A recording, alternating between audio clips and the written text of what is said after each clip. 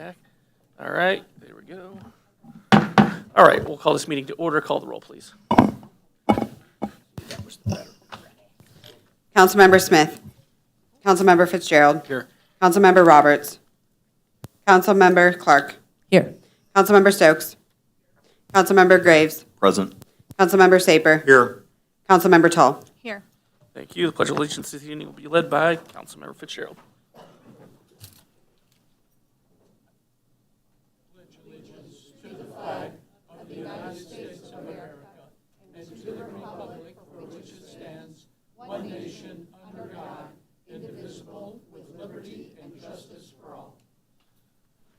All right, thank you.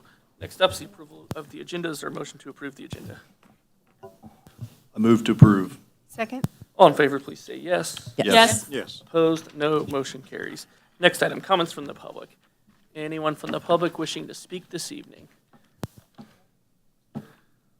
Mr. Clevenger, good evening. Good evening, Mayor and City Council. I just don't have a lot tonight. I just wanted to come and thank you for your work on the KCATA contract. Councilmember Smith isn't here, but I'd like to thank him and Wes for taking the comments from the public and my comments.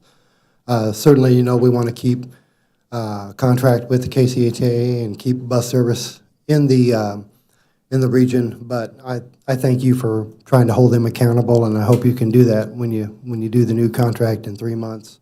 So just wanted to thank you for that, and I wanted to say the streetscape looks great. You know, I was walking down Armour Road today, so it looks great.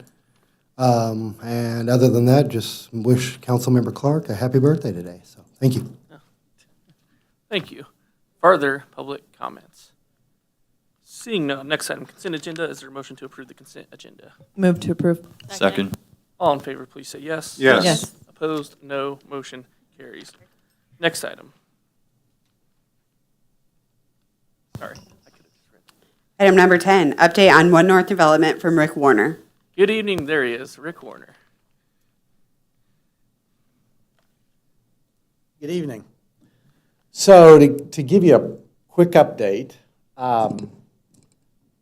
we're proceeding with the grocery store, should have the appraisal back this week, waiting for a final sign off from the owner's lender by Friday of this week.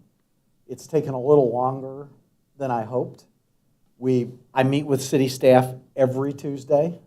Every Tuesday, it's the number one item on the list. Where are we? What are the updates? But again, it's taken a little longer. City's financial advisor has a letter from the owner that has given us an update.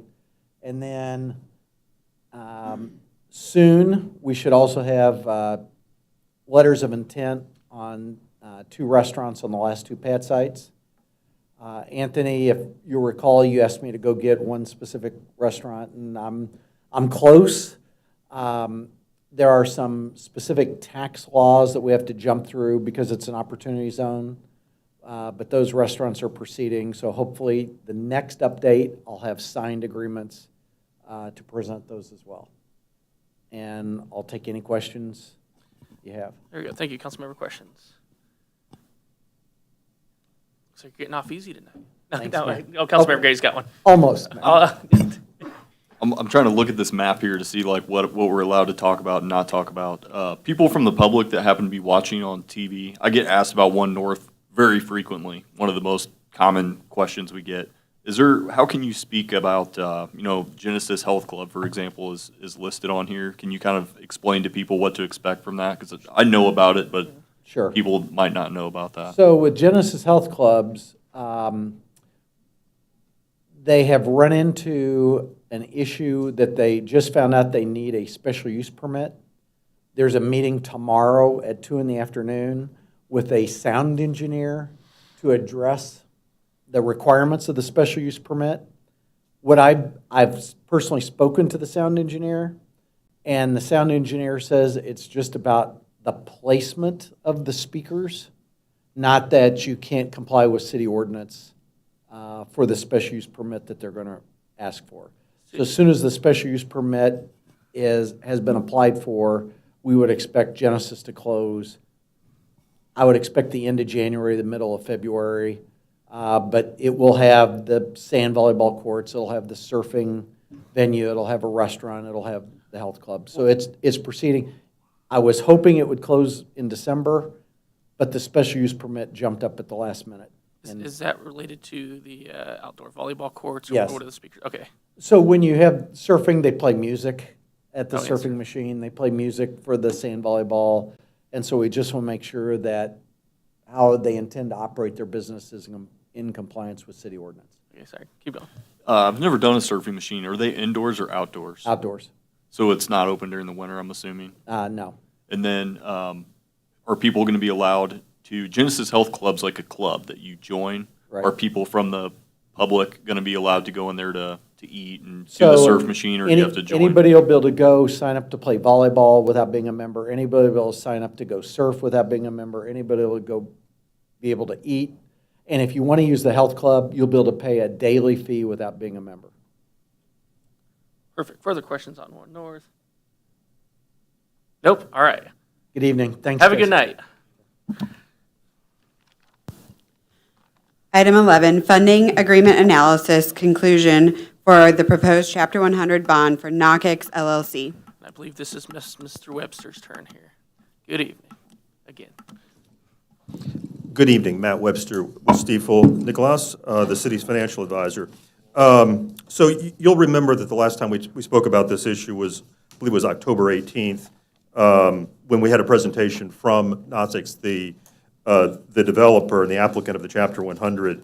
At the time, they gave us numbers, and I said that we would analyze those numbers. It did take me a little longer just because of the crowded agendas you've had, but I'm ready tonight to report on the analysis that we've done, and then it's your decision about how to move forward, and then based on whatever your decision is, we can talk about next steps.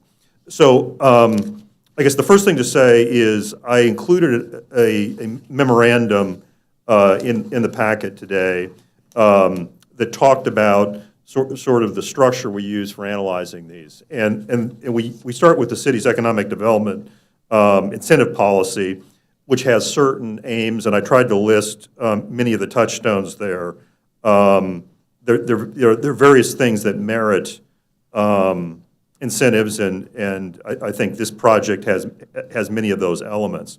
As I spoke about the last time, the key issue here, in my view, is does this project meet the but-for test? In other words, but for the incentive, would you be getting something that's valuable to you, that's also valuable to them? Because obviously, tax dollars are to be carefully supervised, and we do analysis for every one of these. So we applied the same type of analysis to NEMIC and to the other Chapter 100s that have come before. But each of these is a little different.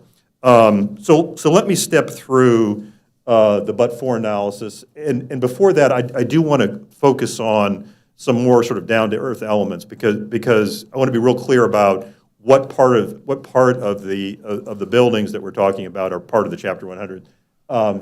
That's the first slide. You can see the yellow bordered building. That is the two-story building. The building to the south of that, which is a single story and stretches for a block and a half, that's the original Bellis Hess catalog warehouse facility that was constructed in 1941. The yellow building was actually constructed after the Second World War as an expansion on the original. And it's only the yellow portion that's subject to the Chapter 100. So I want to be real clear about that. They're actually two separate buildings. They have two separate ownership interests, and we're only talking about the one in yellow. Sort of there at the top of that slide, you can see the current Casey Fiber Link City building, which again is not subject to the Chapter 100, but I just wanted to show where it is. Next slide, please. And there's just another view at the corner of Swift and 16th. Next slide. That's what it looks like today. That's kind of looking to the southwest. The building's in rough shape because it's going on 75 years old, and it was built as a warehouse, and I believe that Bellis Hess went bankrupt in the 70s. So from the 1970s on, so roughly 50 years, it's been used by a whole variety of different users, none of whom have taken much care of it because the real estate wasn't being used for very productive purposes. So for many, many years, for decades really, Hallmark used it as a warehouse. And then there were various proposals to do multifamily housing, none of which proved to be financially feasible. And then most recently, Nossix has bought it and is working with it. Next slide, please. So this is an important slide. That's what it is proposed. It will look like if they are granted the Chapter 100 incentive. So the Chapter 100 incentive, it's important to note, is worth, and again, this goes back to the memo where I did a little financial calculation, and the incentive is worth about $1.9 million over the 15-year term of the incentive. And the exterior work on the building that the developer is seeking the incentive for is valued at $2 million. So the but for in this case is but for the incentive, they couldn't afford to do the upgrade to the facade, the renovation of the facade. If they don't get the funds, they've told me they'll still fix the building up to the extent that they just repair the dated outside envelope, but with the incentive, they'll do the beautification that you see on this slide. And I think that's a reasonable approach. In my opinion, that meets the but-for process that the city has built into their economic development policy. Just to put a little finer point on it, years 1 through 10 are a 75% abatement, and then years 11 through 15 are 37.5. So this is consistent with the city's economic development policy at the time this application was received. The city's economic development policy allowed up to a 25-year abatement. We asked the developer to limit it to 15 years to be more consistent with the direction the city would like to go, and they agreed to do that. If you're amenable to moving this forward, our next meeting would be with the school district to review this plan. Based on my past experience with the school district, this is the type of abatements that they're generally accepting of, and if they had negative comments, we would certainly bring those back to the council before any further action. Next slide, please. Project overview.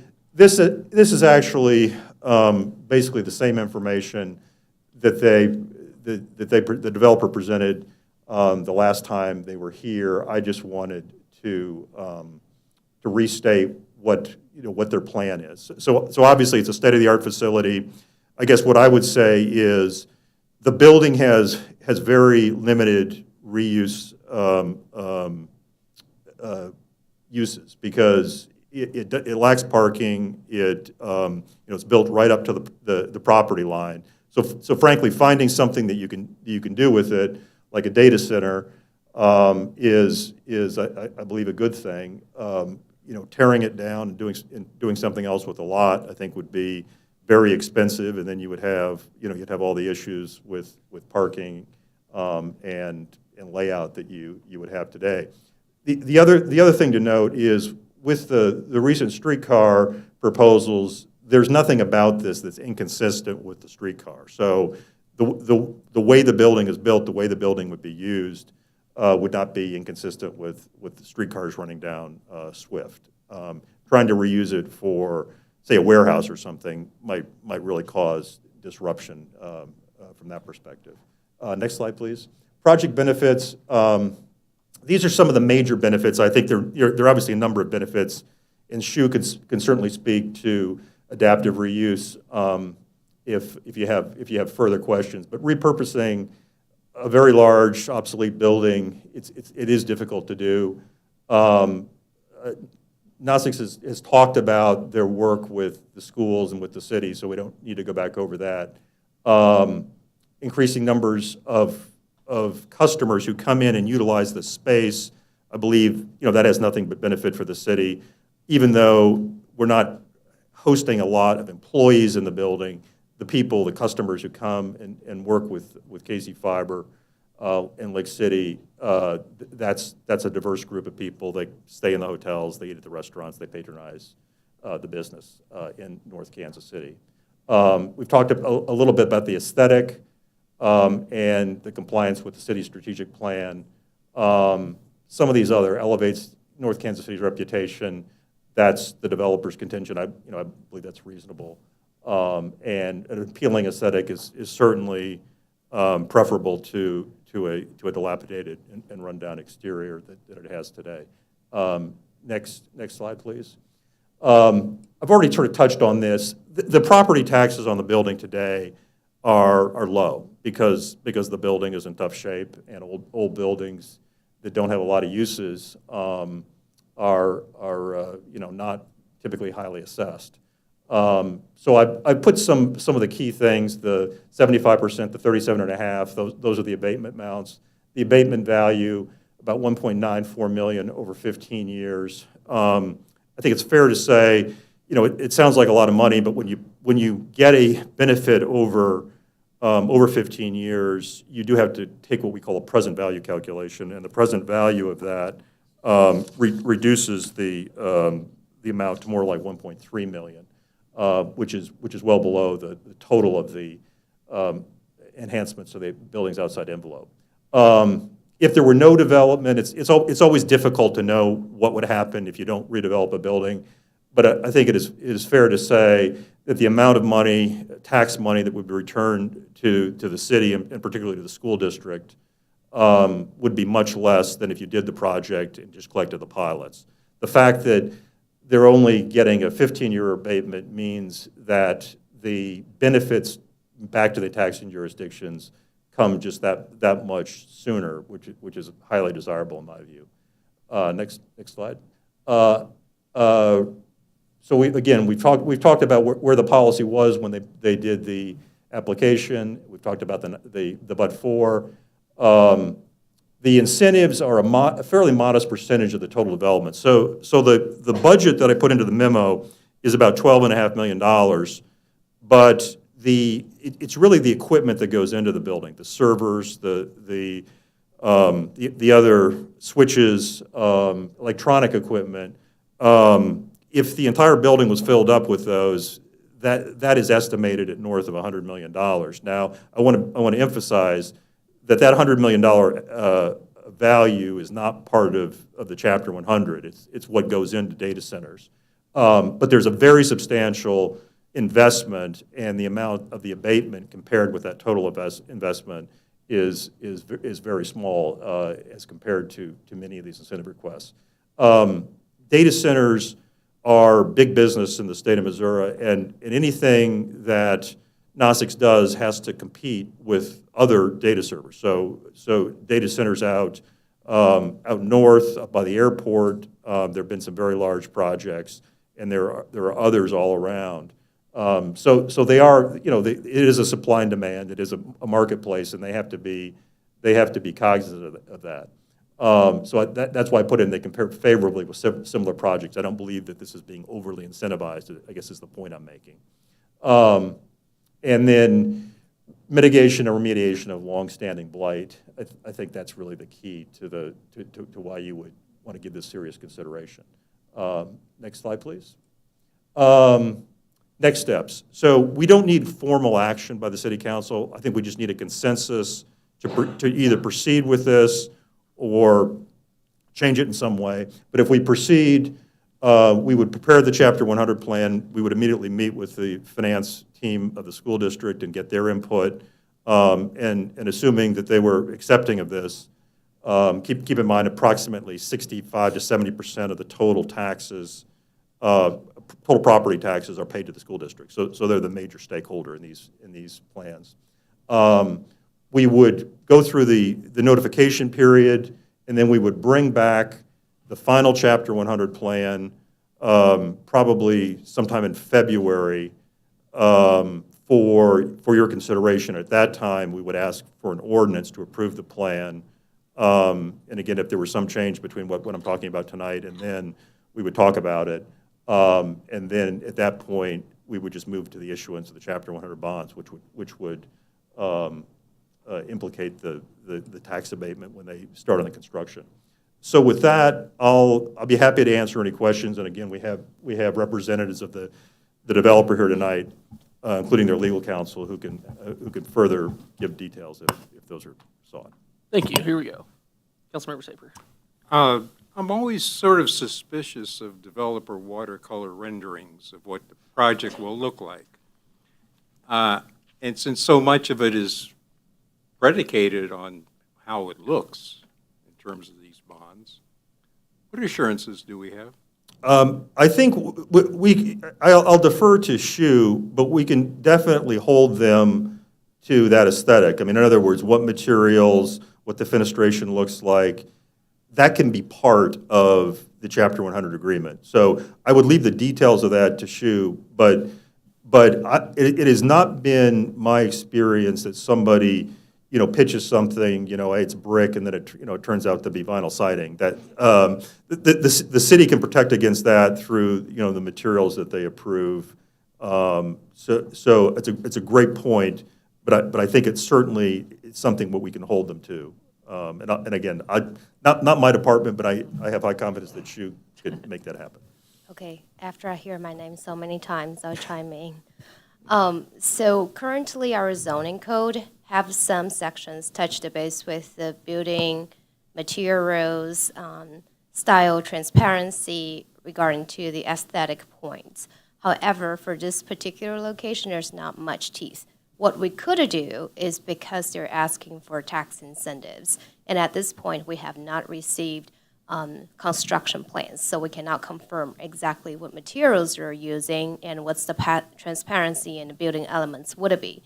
However, down the road, when we do draft the agreement through the Chapter 100, we can work with Matt Webster on the particular requirement to make sure this is a high-quality facade, if that answers your question.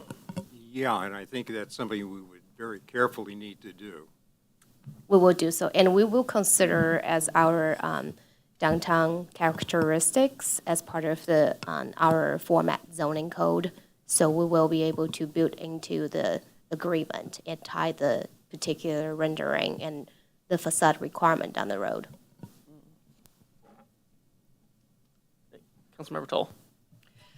You may not have the answer to this, but they do. Are there any security measures that have to be taken given the type of servers that you're planning on installing? You were correct. I don't have the answer, so I'll step aside. Welcome back. Please. I'm back. Yes, quite a bit. The interior has to be hardened. Entries have to be bulletproof. All the rooms, the plan at this point is to have two-factor authentication, which means you have to have two things to get into the room.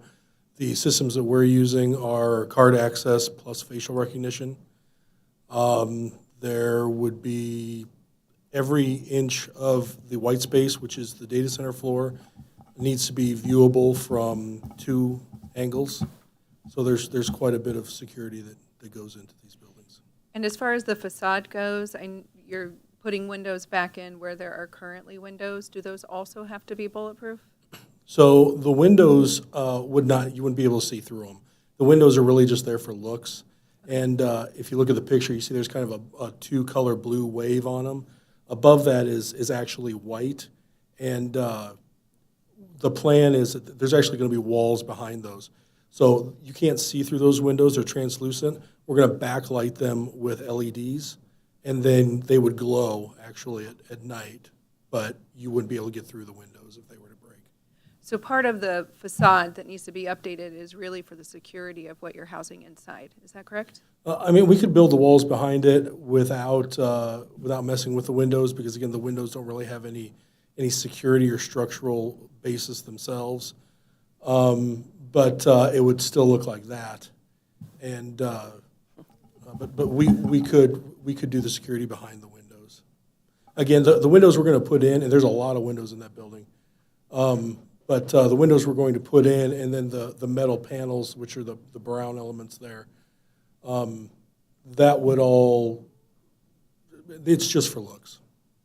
Got it. Thank you. All right. Further questions, comments? Oh, sorry. Please, go ahead. I may be misinterpreting part of this, but I just had a question from some of the language in the economic development incentive, just to get some clarification. Under the guidelines for considerations, it mentions, with other language, but kind of in brief, that consideration should not be given to incentives that will encourage businesses which are already located in the city to relocate. Sorry, excuse me. I know NOx was mentioned to operate in already in our work session, so I was trying to get some clarification on what is different from this versus. Yeah, so yeah, I want to be real clear. That's a great point, and I actually hadn't thought of that. But it is a point to emphasize. This is a new venture. So this is something that is not yet built, and it is to be built, and they're asking for the incentives specifically for it. The other building that they have, I'm not aware that their current Link City location has any incentives involved in it at all.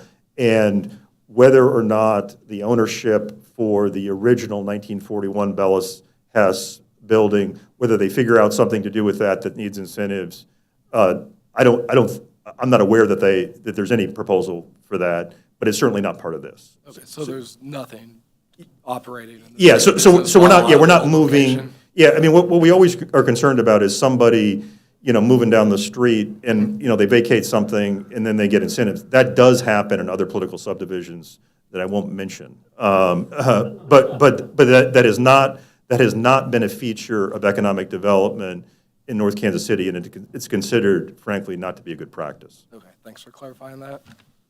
Councilmember Tull.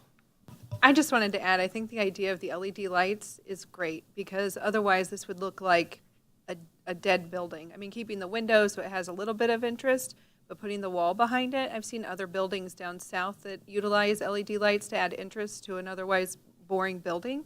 And I think it'll give it depth that it wouldn't otherwise have. So I would be interested in supporting that. I think it'll make a huge difference for the streetscape. Perfect. Further comments? Oh, you almost had one. Okay. I was going to say, to everyone's point, I mean, that's something that you then can sort of indicate when you're reviewing the drawings and plans, is to say, this is kind of what we hope to see in the end result, knowing that we're doing the Chapter 100 bonds. It's very common in these proposals that somebody doesn't come to us with the full architectural work, because, of course, you wouldn't do the full architectural work unless you had some confidence that you were getting the incentive, because that costs money too. But certainly the city's ability to specify things is much greater on the incentive backed projects where you have two sides agreeing to move forward in a certain way. Can you take it back to the next step slides too? Please, Councilmember Tull. One more question. This project's going forward with or without the Chapter 100 incentive, correct? This is just a My understanding is the project is going forward, but it would not have the exterior redo. Yeah, that's my point. That's the It's key. going to happen either way, so we have a chance to make the exterior portion. Yeah, yes, and so, in my view, that's an important distinction with economic development. You have extra costs that you wouldn't otherwise have, in this case, a blighted building that's very old, that they, of course, didn't own for most of its life, and they didn't blight it, so, worth consideration. I was asking for the next step slide. Yeah, the very end There we go. issue. So we can close this There out you go. here. There we go. There you Okay, go. so back to future steps, and if we're good with future steps, then we'll proceed forward. So Simple. the consensus of the council is to proceed on the basis of this, and we'll I did bring not back. hear the opposing, so perfect. There we go. Continue on. Thank you. Thank you. Perfect. All right. On we go, number 12. Item 12, Second Amendment to Professional Service Agreement with Burns and McDonnell Engineering Company, Incorporated. I was told Anthony's handling this one. Good evening, Mayor and Council. Item 12 tonight is a Second Amendment to Burns and Mac's ongoing design contract for the water treatment plant. During the renovation, construction activities uncovered a unforeseen corrosion of a steel structure. The nature of this corrosion requires a special design. So being the engineer of record for the majority of the plant. We'd like to contract with Burns and Mac to design the analysis and structural fix of the repair and proceed to repair it. Very good description, thank you. Oh, no. Mr. Barcy, please. Mr. Mayor, members of the council, this morning, Mr. Sands and I received a notice from, an email from Burns and McDonald asking if we could add a sentence that they were requesting to the scope of work, and that's the document that's redlined on your dais there in front of each of you, and the only change you will see is in red on the very last page. Also very And good that would be what you would be voting on, that version of it, when you vote this evening. So there would be a motion for an amended resolution? No, the resolution won't be amended. Only the the agreement professional services itself, agreement. that's Yeah, the got scope it. of work. Got it. And when you vote, is all I'm indicating is it would include the language that's in front of you that we just received today. Fantastic, thank you. All right, questions, comments? Councilmember Toll. Are we okay with limiting to the 2 visits and the, Yes, they just wanted to clarify the scope, that was all, so. okay? Fantastic. Is there a motion? Move to approve? Second. All in favor, please say yes. Yes. Yes. Opposed, no. Motion carries. Number 13. Discussion of impacts of Amendment 3, adult use marijuana. Kim? Good evening, Mayor and Council. So I included a memo that has kind of an update on Amendment 3, which was passed by Missouri voters on November 8th, and that amended the state's constitution to legalize the purchase, possession, consumption, use, delivery, manufacture, and sale of marijuana for personal use in adults over the age of 21. We are working right now internally at the staff level on what those impacts would be to our city code, zoning, and regulations. So that's something that we plan to bring forward to you in a future conversation. I'll be honest, I think every city in Missouri, we're all trying to kind of get our arms around what this is going to mean to us. So we do anticipate this being more of an ongoing conversation. I'll kind of get to, and I know that a topic of interest is the expungement of records available. I have met with the municipal court judge and prosecutor on just ensuring what those look like. Amendment 3 didn't really address municipal, so the way that we are understanding it until we get some further guidance, which we do know that the Missouri Supreme Court as well as the state Supreme Court are looking at some guidance, which will be very helpful on exactly what our next steps forward with that would be. And as soon as we have our arms around what that looks like, we plan to bring that forward for your consideration. And if there's direction needed, ask for that at that time. One of the things that does come with this Amendment 3 is that when those sales begin sometime next month, it's a little bit on the vagueness right now. Again, we're all kind of trying to figure out what it all means. There will be an additional 6% sales tax that the state will be administering. In the authorizing legislation, cities and counties may add up to 3% more in local sales tax on the recreational marijuana sales.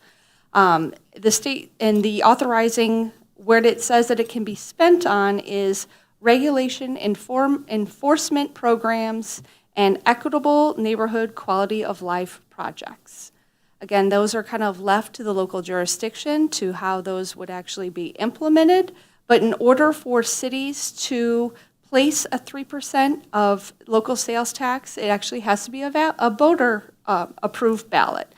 So with the timing of this, a lot of cities, in fact, if you've been watching the news, it was on the news last night, that many cities are having this exact same conversation this particular week because it needs to be placed on the ballot for the first time that cities didn't have the opportunity to talk with voters is on the April 4th ballot, which means that it needs to be certified by the end of January to be able to be placed onto that particular ballot. It would be just like any other sales tax, so it's collected at the state and it's remitted to the local municipality on a monthly basis. And again, it would be in addition to. So should the city council desire to place 3% adult marijuana retail tax to electors, An ordinance would need to be brought forward at your next city council meeting. Yeah, I think you just said it, so we get our normal city sales tax. We and do. This would be an additional above and beyond. This would be, yes. Okay. I just Yes. wondered, yeah. So, yes, so, did you have a question, Councilmember Tull? I'm sorry, I Councilmember do. Tull. Does that apply to medical and recreational or just recreational? Just recreational. They are considered different in taxing purposes, just like any prescription medication would be. So the 6% that is on the Amendment 3 only is to the recreational adult use. And keep in mind, that's 21 plus. Thank you. Oh, I thought I saw. Councilmember Graves. Yeah, so I got a whole bunch on this, just kind of download here. First of all, like, this is why I was trying to get out in front of this months ago and kind of start the discussion, so we wouldn't be in the position that we're actually sitting here in right now and scrambling at the last minute to figure out what's going on. The expungement aspect of it. I would propose that we, just expunge our municipal records. Does the city council have that We do power not- to do that? We do not believe so. We believe that's the circuit court that has that authority. We met with the judge, and he believes that that's something, because the provision talks specifically about the circuit court. So I did ask that question. I thought that'd be awfully easy if I go ahead and take 'Cause- care of that, but it sounds like that's not the case. Since we can change our local codes and laws, I'm just trying to think out loud here on the fly. I don't know. It just seems weird that if we legalized marijuana, that people would still have it on their record and that can hurt people's job prospects and actually cause damage to people's lives for something that's from henceforth legal. So it just seems absurd. Did on we seek face further value. clarification beyond just the judge on that? Exactly. That is outside of the municipal court ability. Again, we did meet with the judge and we did meet with the prosecutor. It is a subject of topic within their professional realms.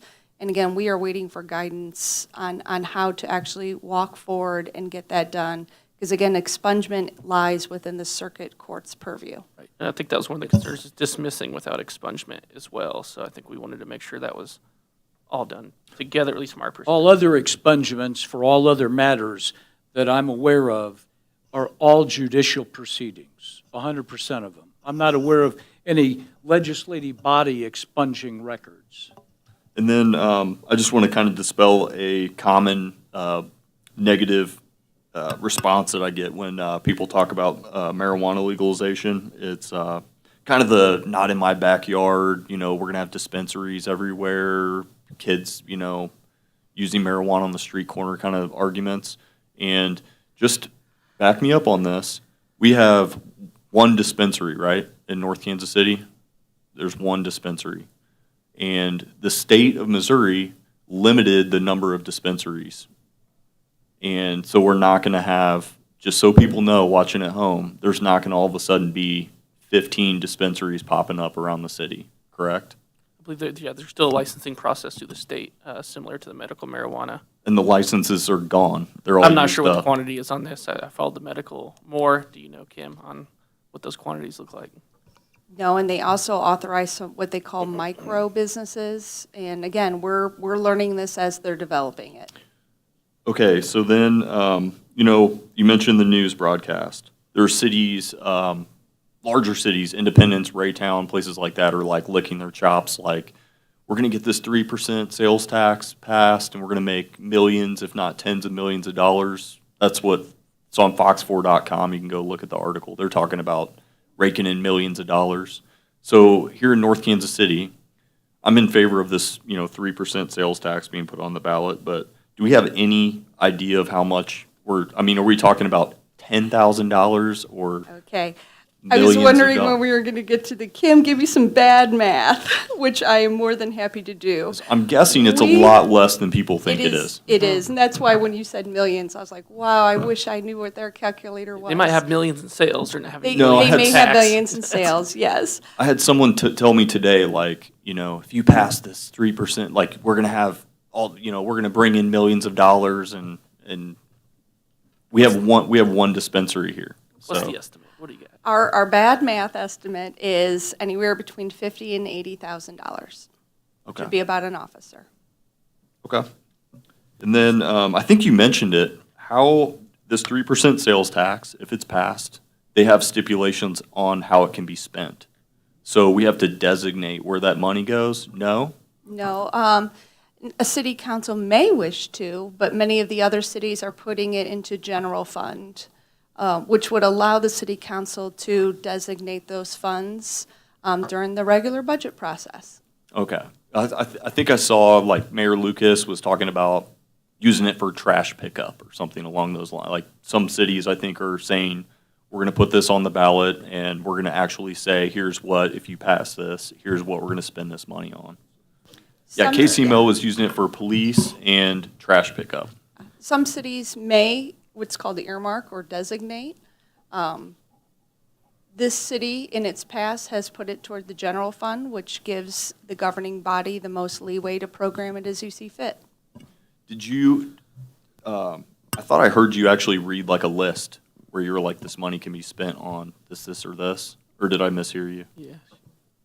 Tax revenue can fund administrative regulation, enforcement programs, and equitable neighborhood quality of life projects. So it's is very what it said. general, very broad. Very broad. Okay.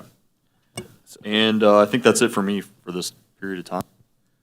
I mean, I think if we choose, we should definitely talk about designating. I always feel like we're putting a tax on the ballot just to tax and because we can.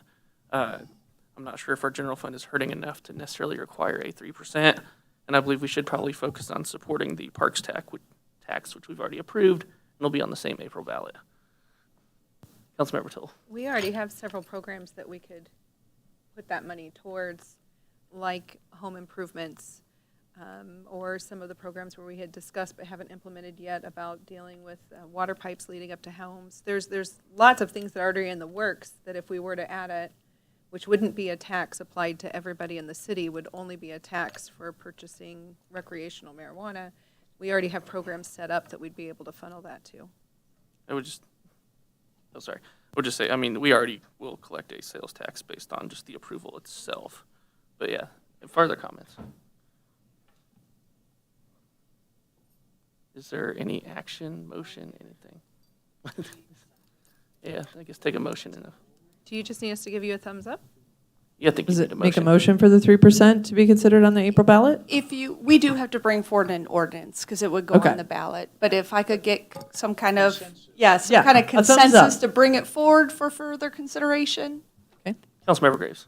I mean, I guess, yes, I'm in favor of that, but I guess I need more clarification, just on generally speaking, how the city is going forward with enforcement on this. Because if I calculate correctly, I think we only have one more meeting before, what's the drop date on this? It's February 8th or something, or 4th or something like this?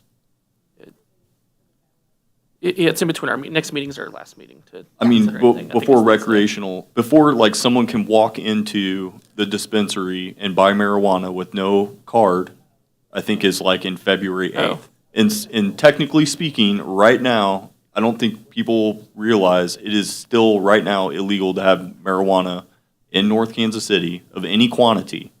So if you have a small piece of marijuana in your pocket, you can still be handcuffed and arrested today. I believe that is an enforcement question. I think, are we still enforcing? That's my question, yeah. These, I guess that is a Chief Freeman question there. How are we enforcing and handling the marijuana changes? We're enforcing accordance with the new state law. So if there is someone over 21 in possession of marijuana in the whatever quantity that is laid out by the state law, then we have instructed our officers to not enforce that part of our city code right now until it can be worked out through ordinance amendment. Yeah, perfect. Thank you. Further questions on that? That good? Okay. I guess that was my question. It's just like, we're doing this like too late. We should have done this earlier, but, I don't know if we can do this in our next meeting before this happens and actually amend the ordinance to be in line with the state law. But that would be my preference.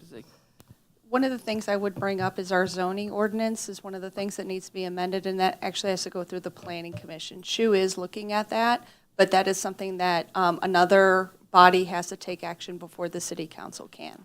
What does, I honestly don't know, how, what does this have to do with the zoning ordinance? So our zoning actually has the word medical marijuana. To permit the dispensary, you mean, or, okay. If I may chime in, the zoning code is where you regulate the use of each premise, so on-site or in building. And in the zoning code, we do have a special section for medical marijuana, how far you have to be away from the daycare, schools, and all those church and sensitive uses. And it does regulate the use, particularly on the premise. So zoning code will have something to do with this. The good thing is because we do have medical marijuana being regulated through our zoning code, the amendment for medical marijuana would be similar. As you guys all know, part of the license with the state is they can convert their current medical marijuana license to a, I don't know exactly what the word is, but a combination of both. So we are in discussion with our law enforcement down the road how we want to regulate it. Is there any regulation, I guess this would also apply to, I don't know a whole lot about this, but people can get permits to grow marijuana, to cultivate their own marijuana if they're a patient and they have a card. So is that applicable to people, because we obviously have a school in our community, so is that applicable to that? Like if someone were, lived on Fayette Street and, had marijuana plants growing in their house? If you're talking about home cultivation, all those are limited with the state licensing. However, for the city's perspective, when we are looking at cultivating for marijuana or sale of marijuana, we're talking about commercial standards. We're talking about commercial uses for business. Do we have cultivation here or just the dispensary that sells? I don't believe we have any. No, but our ordinances do have provisions in there should somebody wish to locate to North Kansas City and perform that business task. Okay, thank you. Next item. Item 14, ordinance approving accounts due and payable by the city through December 30th, 2022. Bill number 7735, ordinance number 9532. Is there a motion for first reading? First reading. There we go. Is there a second to that motion? Second. No? Okay, all those in favor, please say It's yes. for paying the bills. Yes. Yes. Opposed, no. Motion carries. An ordinance authorizing payment for certain accounts due and payable by the city through December 30th, 2022. I move that bill number 7735 be placed on second and final reading and pass as ordinance number 9532. Is there a second? Looking for a second. Second. Call the roll, please. Councilmember Fitzgerald. Yes. Councilmember Excuse me, Clark. yes. Yes. Councilmember Stokes. Yes. Councilmember Graves. Yes. Councilmember Saper. Yes. Councilmember Tall. Yes. An ordinance authorizing payment for certain accounts due and payable by the city through December 30th, 2022. There we go. Number 15, staff comments. Anthony. No, I'm just kidding. Michael. Mr. Nichols, please. Tonight's pretty short. We've got the upcoming city items of note. We did notice January through March is missing, but it does exist. We'll get that corrected for the next meeting. Otherwise, reports in the packet. All right. Nothing else? No one else? No one else? Going. Fire department? Nothing? Well, perfect. Easy work. All right. Councilmember comments tonight, starting with, I want to say Councilmember Smith. He's not here, so Fitzgerald. There we go. I guess maybe just a quick thank you to everyone who came out and spoke tonight. We had the work session mentioning KC Fiber, so maybe just a good opportunity to highlight that as a city-owned asset that does provide some nice benefits to residents and businesses, and just look forward to seeing how that looks in the future. Thank you, Councilmember Clark. Just congrats to Linda Currid on her appointment to the Equity and Inclusion Committee. I'm really excited for her. Thank you, Councilmember Stokes. Nothing. You don't have to if you don't have nothing. There we go. Councilmember Graves. I don't have much tonight. I did want to mention this memo regarding the 16th and Clay parking lot that I read. A lot of people, there's parking situations we're all aware of over there around, the Chicken and Pickle, 18th, Clay, area, Swift, that general vicinity. And just so people know, that parking lot is open. I've been using it. It's a nice big parking lot. There's plenty of spaces available. It looks great. So please, next time you're in the area, check out the new parking lot. If you're going to Chicken and Pickle, they even made kind of a little gateway, kind of a little passageway that you can cut through from the parking lot to where you don't have to walk all the way to, I guess it's 18th Street, and you can cut past Restless Spirits and sneak right into Chicken and Pickle that way. So if you're in the area, checking out F325 Barbecue or Paul and Jack's or one of our great places in that area, check out the new parking lot. Thank you.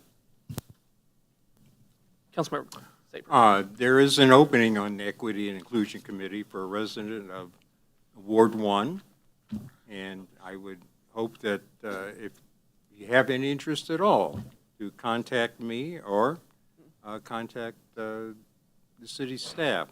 And you can also go online and look at applications and proceed from there. Again, this is an opening on the Equity and Inclusion Committee. So please consider that. Thank you. There you go. Thank you, Councilmember Toll. I want to say happy birthday to Councilwoman Clark. Happy birthday. And then I have a question for you, Anthony. Can you tell us about Christmas tree pickup? Did it happen? Is it happening? Is there a thing? Yes, I'm trying to remember the exact wording on the website, but the first 3 Wednesdays in January, you can put it out. Yes. Yeah. All right, great. Thank you. All right, that leaves me. I'm going to put Mallory on the spot here. There's several openings on the Equity and Inclusion Committee right There now. Can you are. roll We those off? have 2 openings in Ward 3, 1 in Ward 4, 1 in Ward 1. Whose seat is that? That is Councilmember Stokes' appointment, right? Yes. Because Clark Majors this evening. Yes. And both Ward 3 have one. Yes. And And it? Ward 1. oh, Councilmember Sapers as well. Perfect. Okay, perfect. There we go. Thank you. All right, with that, I have nothing further. So that leaves us with adjournment. Is there a motion to adjourn? Move to adjourn. Second. All in favor, please say yes. Yes. Yes. Opposed, no. We're adjourned. Have a good night.